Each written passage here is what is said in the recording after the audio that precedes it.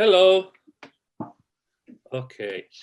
Hi, everyone. I'm Danilo Šerbeđija, film director from Croatia. And with me here is my friend, film director, producer, and one of co-producers of our film, Liberation of Skopje, Arto Halonen. Arto, hi. Hi, nice to see you, Danilo. Thank you for being with us here. Okay, first, before we start, you had your two projects shot in Croatia. So first, I just want to ask you, why Croatia? What was your first contact or idea I could do this in Croatia? Yeah, I mean, it's a very long road how I ended up to make these two films there. And actually, I was planning to make the film about Nikola Tesla. Mm-hmm. And that was a dream for many years. And I did the research. And then finally, in one moment, I started to work with the project. And then I looked the co-producer from Croatia, because I felt, as Nikola Tesla has been born there, that it would be great to do it with the Croatian, maybe even with the Serbian co-producers. And because he has also the roots with the Serbian. And then I met few producers in Croatia, and then I ended up to work with Igor Arnola with this Tesla project, I plan to make it in the future with him and with his production company. And meanwhile, I was doing some other work and other films, and then I was preparing this film about this doping and skiing. First, I made a documentary film about the topic, and then I made this fiction feature film, Patriotic Man. And actually, I was planning to shoot that halfly in Finland and halfly in Norway. And then I had quite a lot of financing from Norway. And we did already the location scouting, everything for that film. But then actually the money, once again, was very, very crucial thing is this project, and I realized that even we get a lot of money, but the total budget is really raising very, very high in Norway, because it's even more expensive country to shoot like in Finland. And then I started to look to other options for that film, and then I checked the map, and I found out that in Croatia they have a snow also there, and actually there's a Slovenia nearby, and then they have this place, great, the skiing competition place, and even the places, in Pokljuka, and then I started to talk with Igor, and I searching this Bekova area very carefully. That in early February, it's quite guaranteed that we get some snow there. Not necessarily every year, but very often. And then we made a new budget, and that looked more realistic and better option for us. And then we ended up to shoot the film there. Okay, so before first we start talking, you have two projects, Patriotic Man, as you said, and later, after that, Murderous Trance. So before we start talking about Patriotic Man, I'd like to see a trailer. Can we have a trailer, please? Toivoisin niin, että mä voisin kerrankin olla susta ylpeä. Parempi työtön ja kännissä kuin pelkästään työtön. Väkevät on miehellä bensiini, täytyy sanoa. Tässä nyt törmäillään jatkossakin hiihdon merkeissä. No niin, minun nimeni on Ilmo ja tapaani tulet tuntemaan. Sinun veri on silkkaa dynamiittia. Aina. Sen mä haluan, että sä et pilaa tätä mahdollisuutta. Toivo, eihän varajohtajat mitään pilaa. Ilmoittaudut sitten maanantaina isänmaan palvelukseen. Onhan nyt muovipussia helvetin eri asia kuin joku tommonen vanha äijä. Mitä siitä tulee, kun menee puurot ja vellit sekaisin? Hopi. Hopi itsellesi vaan. Pieni, mutta pippurinen. Nyt vaan katsotaan, miten pitkälle asenne riittää. Onko se totta? Ootteko te hukannut meidän veret? Kyllä näin on käynyt. Mitä harrastelijoiden pelleilyä tämä oikein on? Jelena is clean. Accident, sabotage.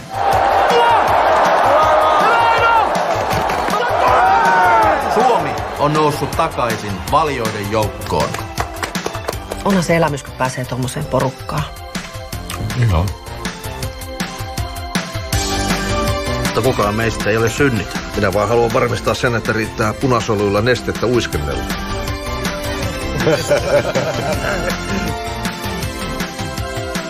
I give you 10 seconds to find the money. Tämä sitä saa, kun on veripussi jollain. Jalat, mutta ei aivoja. Anna mä imeen sun verta. Poliisiraportissa luki, että eivät puhu tunnistettavaa kieltä, eivät eurooppalaisia. Koko Suomen hiihtoliitolla on sinulle kysymys. Oletko sinä isänmaallinen mies? Isänmaallinen mies! Verta kupataanko lepakko luolassa? Sitä se on varajohtajan työ.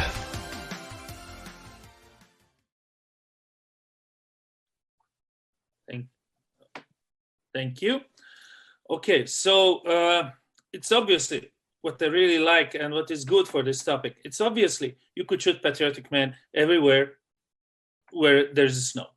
So you choose Croatia. How was shooting Patriotic Man in Croatia for you, your experience? Yeah, I mean, we had kind of three things we were looking for the story. First, we needed to find a place, where we have a environment like in Soviet Union in 1980s. And then we found this Karlovac area, and we found a very good location for that. And then we needed to find this skiing location like in the middle Europe, like in Oberstdorf, they had a world championship in 80s. And we were able to set up this Beko area for that purpose. And then we needed to get this place which looked like the Olympic Games place in Calgary, Canada. And then we were able to go to find from the Pokljuka, Slovenia for that. And I think so we with the help of very, very good production team in Croatia, we were able to find this right locations, for this purpose. And I think so in the end, we were lucky comparing the Norwegian option, to find even the better and more fluid things for the production in that way. So I was very, very satisfied for the production. It was very effective, and all the teams, in the different departments worked very well. Okay, so then after a few years, you come again to Croatia to shoot Murderous Trance. So before we talk about Murderous Trance, can we have another trailer of Murderous Trance?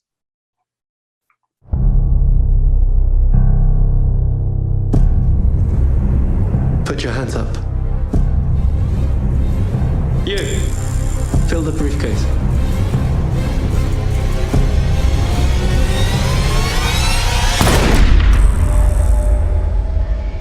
So you shot two innocent people just so you could raise the money for your vision of equality. I don't remember.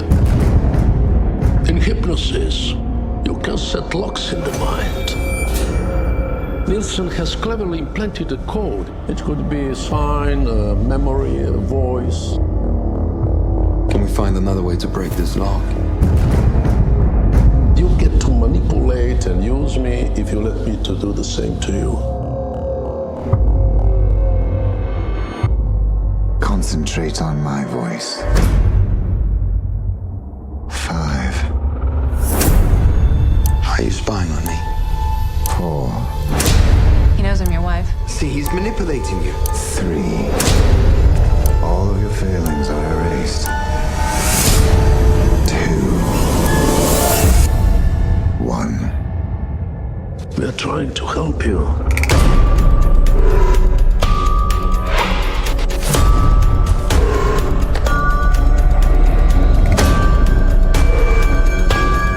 Some people have a natural calling for evil. We should break the lock now.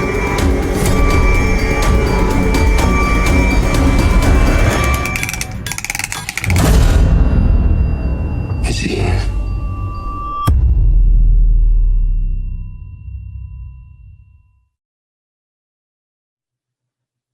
Okay, So I see familiar actor there. Yeah, there's great, amazing, charismatic Rade Serbic. Yeah. Okay, so as I said, few years later, you come again to shoot in Croatia. You're shooting Murderous Trance. Again, film that could be shot everywhere. It's not like you have a story happening in Croatia or something. So obviously, you said you were satisfied first time. My question is, in this time lap and coming again, did you saw any changes, any improvements, or changes better or worse? We're interested in both because it really helps us, in coming again. And was there any difference in this shooting? Yeah, I mean, I had some new people, in the crew, but also very good ones, I mean, not so many big changes, between these few years, and and the background story is actually a little bit similar, like with the Patriotic Man, that I supposed to film this in Ireland and Denmark, but then the expenses went too high, and even once again a lot of money was coming from there, and that's why I called Igor that can you help us and let's count how much this would cost in Croatia, and that's why we ended up there, and we shot like 3 exterior shooting days in Denmark, in Copenhagen, and then the rest of the shootings in Croatia. Okay, so this time you were shooting in Zagreb, and how challenging was it to shoot in Zagreb? It's a big city. It's not like you are out on the set somewhere. Yes, story happened in 1951 in Copenhagen, and Zagreb doesn't look at all like the Copenhagen, and we had actually quite many exterior scenes also in with the coordination, the Murderous Trance, the 2 titles, the film, but the great thing with the project was that we had the set designer from Denmark, Søren Schwarzberg, who used to work in Croatian earlier, and then he was specialized with the epic stories in Denmark. So he really brought this amazing professionalism about how Denmark should look like, and then we had a very, very good location and set designing team in Croatian, a hardworking team, which help the Søren and me to find the right places, and it was very big challenge, and we had a very short preparation time, but I think so we managed really well, and with this great work, we had this like in the boat film, I had this Ivica mushroom just passed away, Yes. Of course. And he was a guy running, this set designing team, there, and with this great heart, and showing, example, how you need to put your effort for the movie. Yes. And that was the one important thing. And then we had also very tight schedule. We didn't have that much money. And we shot, this international movie with 26 days in Croatia plus 3 days in Denmark, and it needed to very, very good preparation, and I think so. I had a very good first and second IDs with and Bruno there, and I made a very great team, which was also very challenging, because in 1950. Denmark looks so different, like in Croatia, and also how Croatia looked in the 50s. Mm-hmm. It was so totally different world. That's why it put a lot of challenge for the prop master, Dropa, which is an amazing guy as well. But I mean, it was hard to find, those things, from there, and that's why Søren really brought a lot of material from Denmark, and we need the research, and also a little bit teach, this local people how different this world is. And yeah, those challenges we had quite a lot in this project. Okay, so tell me, is there any difference? And if there is, can you tell me where do you see difference between, for example, Croatian and Finnish film crew? Yeah, I think so, because you have a little bit longer experience with this tax rebate system, and you've been creating, these international crews for that purpose. A lot of project has been done with the BBC, HBO, and et cetera, and I think so. This has been educated really quite many, very well educated professional people for different kind of crews, different kind of group of people, departments, and I think so. In some departments in Finland, we don't have that level of professionalism.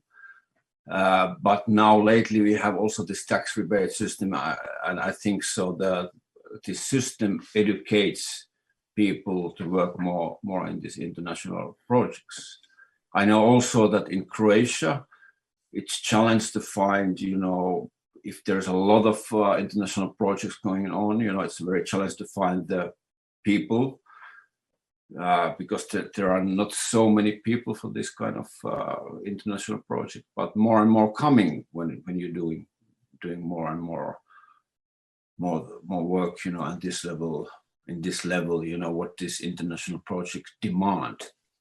So I mean, mainly I felt more professional working in Croatia than in Finland, because there has been more in my crews, these professional people. I mean, these highly professional people with a very good attitude. Yeah. Spirit. Also spirit. I mean, they really love the project, projects where they are involved, and they give a lot of their energy. And that's something I really respect, a lot also. It's not only that they are good, but they are really want to put their hearts in the projects. Yes. Well, I know we have a great professionals, but it's nice to hear from somewhere outside, because I'm used on them, and it's good to hear from someone who worked with the others too. So let's go back to Zagreb a little bit. What was the biggest advantage of shooting Zagreb as location for filming compared to, let's say, other cities or something? What is it in Zagreb that you find good? Yeah, I mean, generally, in Zagreb you can find interesting locations, interesting places, but I mean, the great thing with Croatia is that you have a variety of the nature. You have a coastline, which is very useful for many projects, like in the Successions, Diana, they've been using as an Italian coastline. I mean, and then you can find even snow there. And you can set it up different, countries, and everything is quite small area in Croatia, which is very big benefit also. And then you have a very fast drivers, which is sometimes too fast. So I mean, a lot of these great things, you can find there. Yes, if we take this positive side. Yes, but I'm sure there is something you think that we could improve. So what do you think? What do we need to improve to be maybe more competitive in the market or attract more foreign productions? Yeah, I mean, of course, the salaries, and the expenses has been raised. And what I have found also in the last years, that it's been raised, and this is, as in my cases, because I haven't had so much money, it's a very crucial thing, how much things are cost, and if they're raising too much, then you start to lose your competitive power. As you remember, with this liberation of Skopje, the one reason to shoot in Macedonia was that it was so much cheaper there, comparing to Croatia. And then this 20% tax rebate still, it's not, I mean, many countries has already 25, 30, and that's one thing. And I mean, one negative thing also, that you need quite a strong bureaucratic system to get this money out, and it takes really, really long time. And you need to cash flow somehow this project, and this tax rebate money. And I don't know, do you have, because in my time, you didn't have any local funding system, because now it's more common that in the one country there is this national tax rebate, but also the local tax rebate, like in the Lithuania, Latvia, now in Finland in some areas. So you put these two different tax rebates together, you can get up to 40 or 45 even in some countries. And I think so. I mean, I think so. One important and interesting thing to think, is that maybe the Zagreb could create something similar, or maybe you have it already. I'm not sure. I don't think so, but I'm director. But yeah. I'm not sure about that. But really, I don't want to say something wrong. But it sounds like a good idea.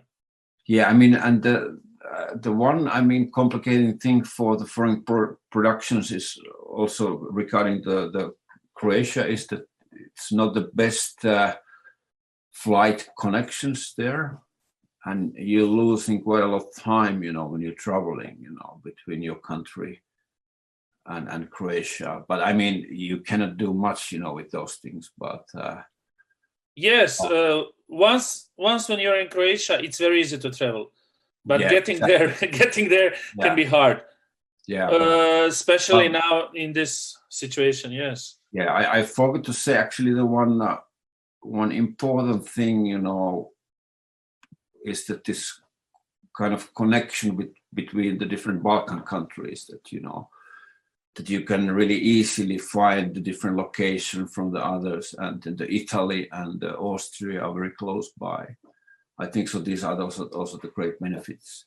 And one important thing also, I mean, that you don't have this acting studio system, and maybe it'd be great to have one like in the Bulgaria, Ljubljana, which is specialized also with the London and New York settings, and then they have these other studios as well. And I mean, to get and create something similar, of course, that improve your status, this game.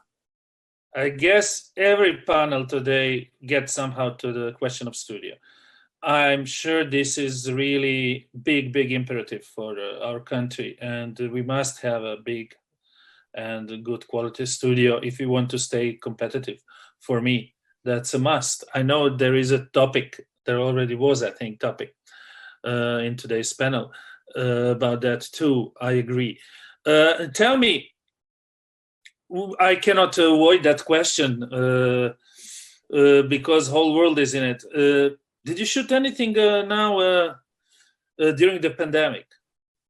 Yeah, I've been shooting one documentary. I mean, some individual days now and then, 6-7 days all together, but not any fiction features. I've been preparing, the pre-production, but we haven't shot, but also in the documentaries, of course, it's been a little bit different. You need to be more concerned, to plan a little bit more, and then some people are more concerned about situation. It's very more difficult to activate them to be in the film. Yes, but anyway, but did you feel any change in cost of production, even though it's a documentary? But are some things harder to get? I don't know. I guess allowance to shoot somewhere or something. I don't know. Yeah, I mean, like for instance, we have the one project. There are 4 different main characters, and some of them are more concerned about this situation, and that's why it's more harder to activate them for the shooting.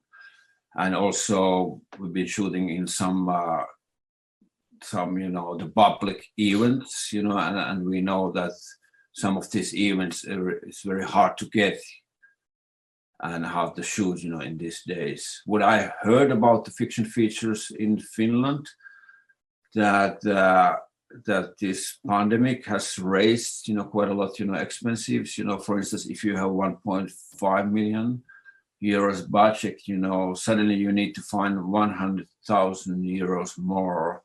All of these protective things, what you need for the COVID-19 situation. Yeah. So that's what I wanted to ask. So you have some kind of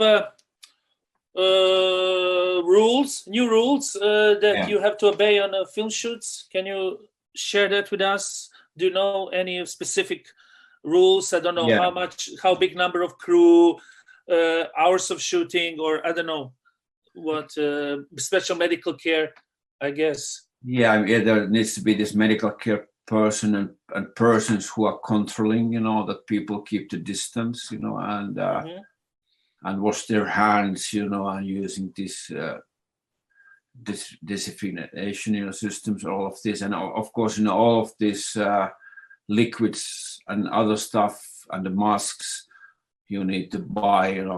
It brings also the new costs for the projects. So yeah, and then you need more shooting days, also because it makes you a little bit slower. And any crew number cuts? Is there I don't know, 40 maximum or something?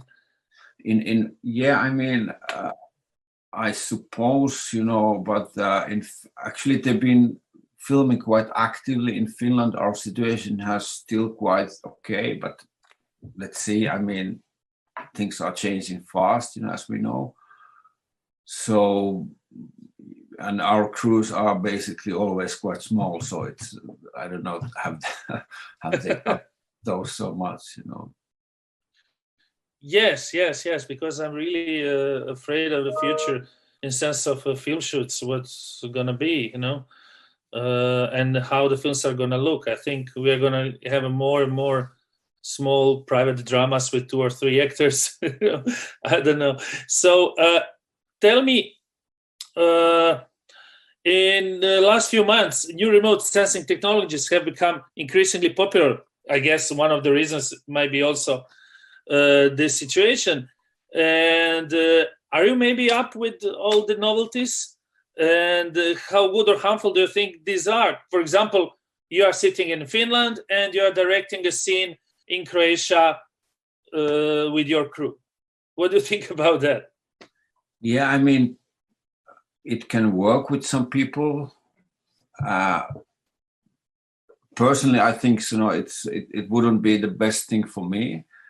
Of course, I can do a lot of things in that way as well. Sometimes I've done this directing the dubbing or something like that. Maybe with some character like Lars von Trier, that would be the perfect thing to do, like when he was shooting the Breaking the Waves film, and they were shooting in the one ship. He wanted to be downstairs, alone, with the monitor and giving instruction by the microphone or these headphones, and the actors was in upstairs. So with some characters, yes, maybe they get more concentrate feeling or more safe feeling that way. But personally, I feel that confronting the people is really important, and then you can get more out of them and situation. And as the filmmaking is the art of observing also, I feel it's very hard to observe so well through the monitor as you're observing, in the real life, and the real situation, with all of the instances. So, but yes, you can do things in that way as well. Yes, sure. Technology. I must say I'm a little bit frightened of it. I don't know, is it good to say? I'm also one of those who could hardly do that. I always run from my... You see me, I run to the actors, go back to the director's chair, go back to the set, always in the contact. I need a contact. So I don't know. Maybe this is a future for some things, like you said. For example, Trier. Sometimes it really can help if you need some crazy scene shooting. I don't know, under the water or in some hardly reachable place. Then it's fantastic, you know. Or now we are able to put camera on drone and go I don't know where. But for me, not being on a set is something that I cannot still accept. Yeah. Yeah, exactly. Yeah, I mean, it's interesting to try and improve things, you know, sure. And then maybe you can use something, you know, if it works with you. And yeah. Okay, so for the end, I have one actually very common question. What's your plans in the future? I still want to do my Nikola Tesla movie. So we will see you again here. Yeah, I hope so that it will happen. And then I have several other projects in pre-production, in development stage, you know.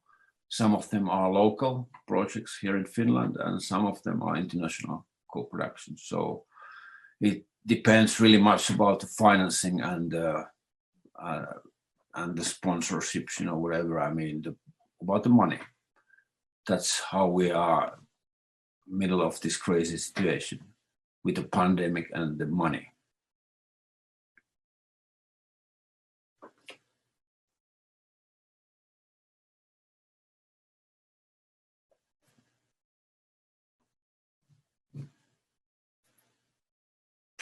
So, yeah. I was saying. Yeah. You're freezed, you know, I mean, your father was freezed, you know, at least you're not anymore alive there.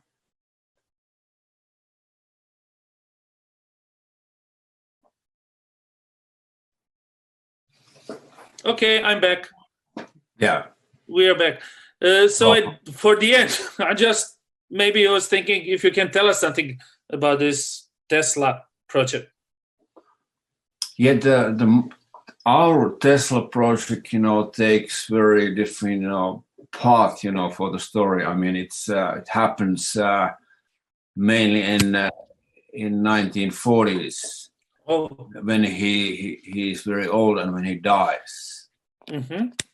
The main plot happens in New York in that time, you know, and we have investigated this story very carefully.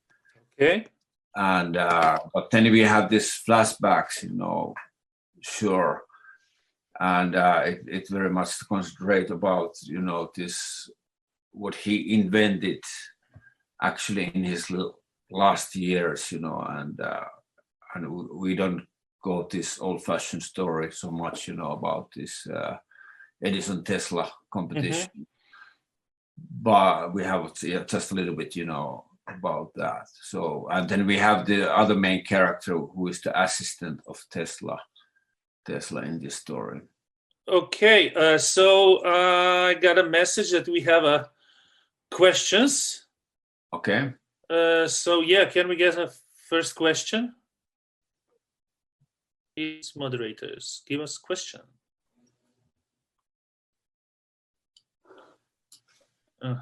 Just a second, I have to find question in chat, but there they are. I don't see the questions, sorry. Okay, do you see maybe questions, Arto? I don't see them. Okay, here. First question. What is it like to be an independent filmmaker in Finland? Interesting. I think so, very much the same like in Europe, you know, it's you need to be very active. I mean, if you make one successful film, you know, you just need to work hard for the next one.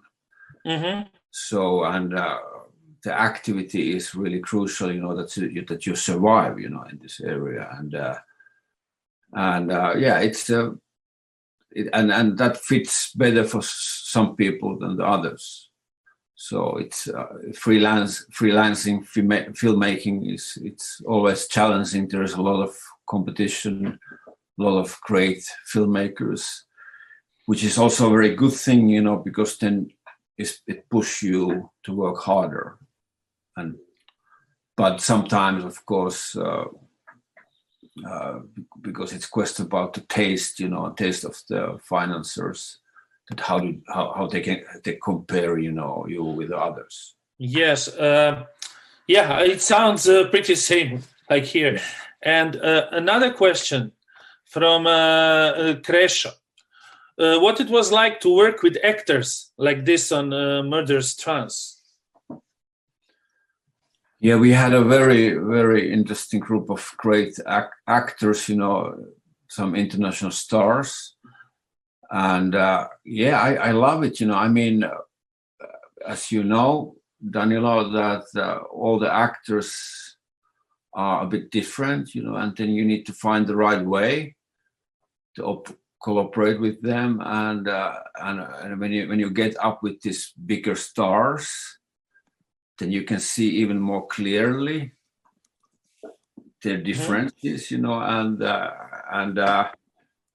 very often these talented actors, very often they can bring more for the director also. I mean, all the actors can bring a lot of great things, but very often they are very educated, you know, and learned, you know, also to give the very good suggestions, you know, and develop their own characters. And then we had, you know, like the Josh Lucas, Pilo Aspek, Rade Serbic, and all of these guys, very different way, kind of build their characters, you know, they're giving a kind of ideas how to develop the story and themselves, you know, these characters. And it was very, very fruitful and very interesting. It's also, when you work in that level, it's also, it takes a lot of energy from you also, but it's a very positive challenge that you're playing in that league, if I put it like that way. Okay, we have one more question from Lana Vasil, Boklana.